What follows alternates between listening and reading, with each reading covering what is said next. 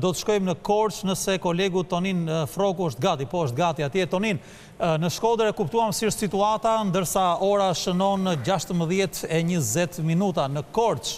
Korçarët Juglindja ka dalë të votoj më shumë në këtë orë, apo jemi në të njëjtin trend, le të themi, të frenuar të pjesëmarrjes në votime? Deri në këtë moment që flasim së bashku Landi, pra në këtë lidhje të drejt për drejt nga Korça, 34% e votuesve të Juglindjes së vendit kanë mbyllur, pra e kanë shprehur vullnetin e tyre me vot në qendrat e votimit të qarkut të Korçës. Dhe duhet të them se përqinja me madhe është në Devoll me 40% dhe përqinja me ulët është në Korçë me jo më shumë se 31%. Tonin, më falë, në Korçë në qytet apo në Korçë përfshirë dhe fshatrat? Po flasim në të gjitha qendrat e votimit të bashkisë së Korçës. Pra së bashku, qytetin dhe fshatrat, po.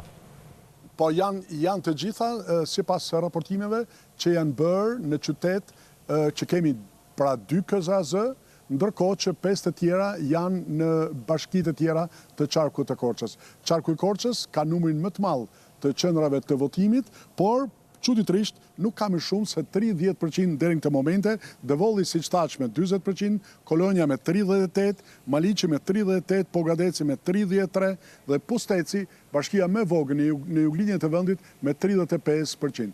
Ndaj në kushtet e tilla, drejtuesit politik të Partisë Socialiste, por edhe Partisë Demokratike janë duke i bërë thirrje elektoratit të tyre për të ardhur, për të shprehur vullnetin e tyre me vot, pra për të bërë pjesë e këtij procesit zgjedhor. Por zakonisht edhe rritja edhe në Juglindje të vendit nisur edhe nga zgjedhjet lokale, por edhe ato parlamentare, rritja në përqindje vjen pas orës 16 në Juglindje të vendit.